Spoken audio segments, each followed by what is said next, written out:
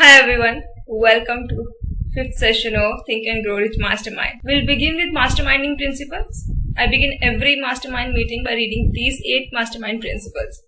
I release myself to the mastermind because I'm strong when I have others to help me. I believe the combined intelligence of the mastermind creates a wisdom far beyond my own. I understand that I will more easily create positive results in my life when I am open to looking at myself and my problems and opportunities from another's point of view. I decide to release my desire totally in trust to the mastermind, and I am open to accepting new possibilities. I forgive myself for mistakes I have made. I also forgive others who have hurt me in the past, so I can move into the future with a clean slate. I ask the mastermind to hear what I really want, my goals, my dreams, and my desires, and I hear my mastermind partners supporting me in my fulfillment. I know, relax, and accept, believing that the working power of the mastermind will respond to my every need. I'm grateful knowing this is so. Dedication and covenant. I now have a covenant in which it is agreed that the mastermind shall supply me with an abundance of all things necessary to live a success-filled and happy life. I dedicate myself to be of minimum service to God and my fellow human beings to live in a manner that will set the highest example for others to follow and to remain an open channel of God's will. I go forth with a spirit of enthusiasm, excitement, and expectancy. These were our 8 masterminding principles. Now let's start our book reading. Life is strange and often imponderable. Both the successes and the failures have their roots in simple experiences. Mr. Darby's experiences were commonplace and simple enough, yet they held the answer to his destiny in life. Therefore, they were as important to him as life itself. He profited by these 2 dramatic experiences because he analyzed them and found the lesson they taught. But what of the man who has neither the time nor the inclination to study failure in search of knowledge that may lead to success? Where and how is he often to learn the art of converting defeat into stepping stones to opportunity? In answer to these questions, this book was written. The answer called for a description of 13 principles. But remember, as you read, the answer you may be seeking to the questions which have caused you to ponder over the strangeness of life may be found in your own mind through some idea, plan, or purpose which may spring into your mind as you read. One sound idea is all that one needs to achieve success. The principles described in this book contain the best and the most practical of all that is known concerning ways and means of creating useful ideas. Before we go any further in our approach to the description of these principles, we believe you are entitled to receive this important suggestion. When riches begin to come, they come so quickly in such great abundance that one wonders where they have been hiding during all those lean years. This is an astounding statement, and all the more so when we take into consideration the popular belief that riches come only to those who work hard and long. When you begin to think and grow rich, you will observe that riches begin with a state of mind. With definiteness of purpose, with little or no hard work, you and every other person ought to be interested in knowing how to acquire that state of mind which will attract riches. I spent 25 years in research, analyzing more than 25,000 people because I too wanted to know how wealthy men become that way. Without that research, this book could not have been written. Here take notice of a very significant truth, which the business depression started in 1929 and continued on to an all-time record of destruction until sometime after President Roosevelt entered office. Then the depression began to fade into nothingness. Just as an electrician in a theater raises a light so gradually that darkness is transmuted into light before you realize it, So did the spell of fear in the minds of the people gradually fade away and become faith? Observe very closely. As soon as you master the principles of this philosophy and begin to follow the instructions for applying those principles, your financial status will begin to improve. And everything you touch will begin to transmute itself into an asset for your benefit. Impossible? Not at all.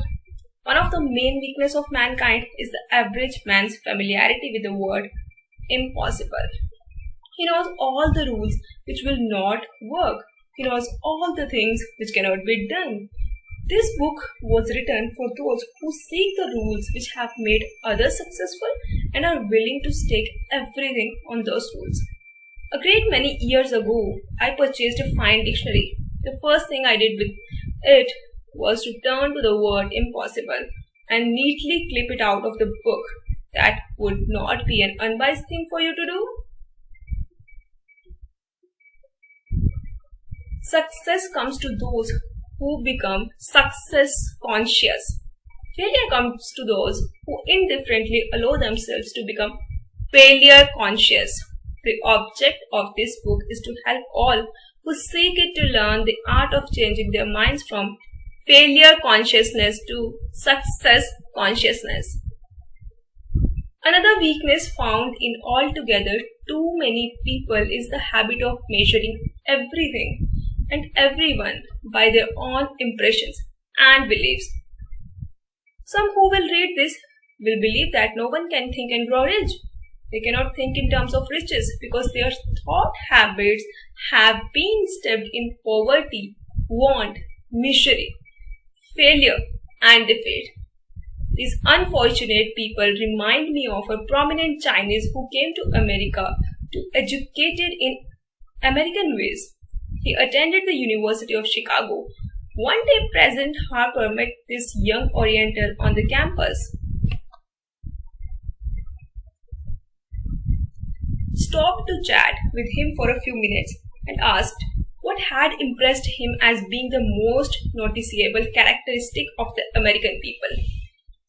"Why," the Chinaman exclaimed, "the queer slant of your eyes. Your eyes are off slant." What do we say about these Chinese? We refuse to believe that which we do not understand. We foolishly believe that our own limitations are the proper measure of limitations.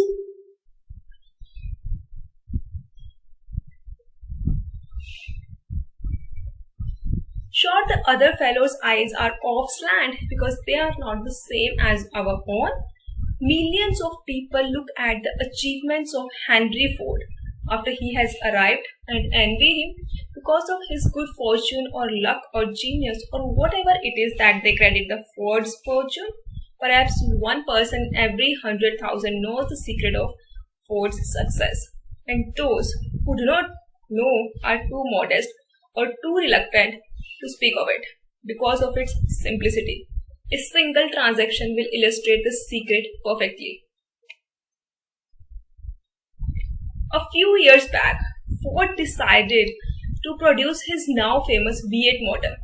He chose to build an engine with the entire 8-cylinder cast in one block and instructed his engineers to produce a design for the engine. The design was placed on paper, but the engineers agreed to a man that it was simply impossible to cast an 8-cylinder gas engine block in one piece. Ford said, "Produce it anyway." But they replied, "It's impossible." "Go ahead," Ford commanded, "and stay on the job until you succeed no matter how much time is required." The engineers went ahead. There was nothing else for them to do if they were to remain on the Ford staff. 6 months went by, nothing happened. Another 6 months passed and still nothing happened. The engineers tried every conceivable plan to carry out the orders, but the thing seemed out of the question. Impossible. At the end of the year, Ford checked with his engineers and again they informed him they had found no way to carry out his orders. "Go right ahead," said Ford. "I want it and I'll have it." They went ahead and then, as if by a stroke of magic, the secret was discovered. The Ford determination had won once more. The story may not be described with minute accuracy, but the sum and substance of it is correct. Deduce from it, you who wish to think and grow rich, the secret of the Ford millions if you can. You will not have to look very far. Henry Ford is a success because he understands and applies the principles of success. One of these is desire. Knowing what one wants. Remember, this Ford story as you read and pick out the lines in which the secret of his stupendous achievement have been described. If you can do this, if you can lay your finger on the particular group of principles which made Henry Ford rich, you can equal his achievements in almost any calling for which you are suited. You are the master of your fate, the captain of your soul, because you are the master of your fate, the captain of your soul, because when Henley wrote these prophetic lines, "I'm the master of my fate, I'm the captain of my soul," he should have informed us that we are the masters of our fate, the captains of our souls, because we have the power to control our thoughts.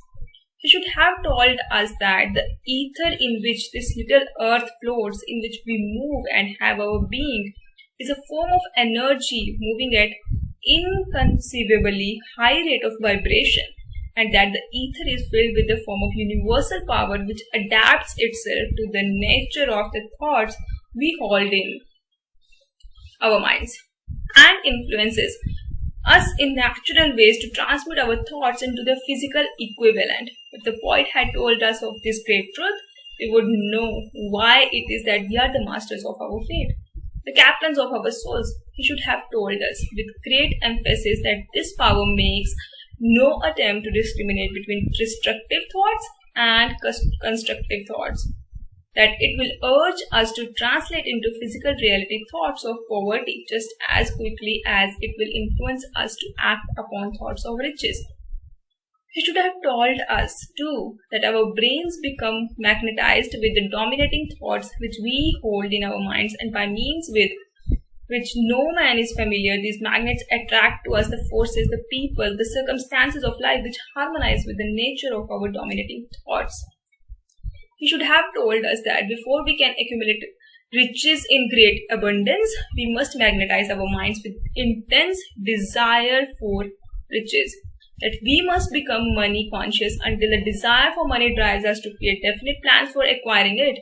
But being a poet and not a philosopher, Henley contented himself by stating a great truth in poetic form, leaving those who followed him to interpret the philosophical meaning of his lines. Little by little, the truth has unfolded itself, until it now appears certain that the principles described in this book hold the secret of mastery over our economic fate. We are now ready to examine the first of these principles. Maintain a spirit of open-mindedness and remember, as you read, they are the invention of no one man. The principles were gathered from the life experiences of more than 500 men who actually accumulated riches in huge amounts. Men who began in poverty with but little education, without influence. The principles worked for these men. You can put them to work for your own enjoying benefit.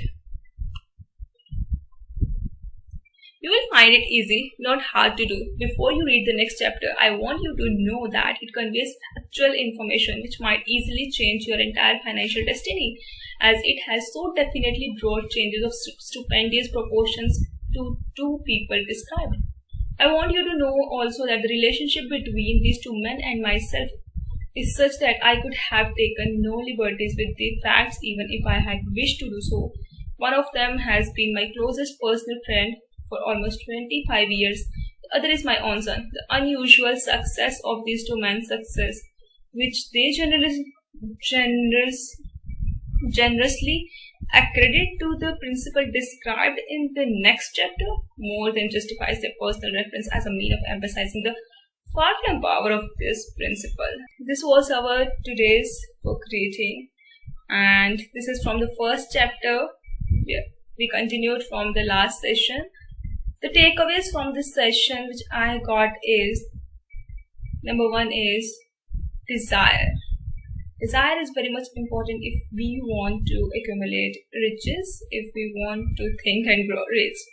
Then second is, in this book there are 13 principles which the author got from researching over 500 men, and then he concluded them into 13 principles which are very much practical principles to think and grow rich. Number 3 is our thoughts. Our thoughts are very much important. There are negative thoughts and positive thoughts in our mind, but our mind don't know that which thoughts are positive and which thoughts are negative. So we must be very careful with our thoughts. Thank you so much, and as you will listen this session recording, share your feedback as well as your insights from this particular session.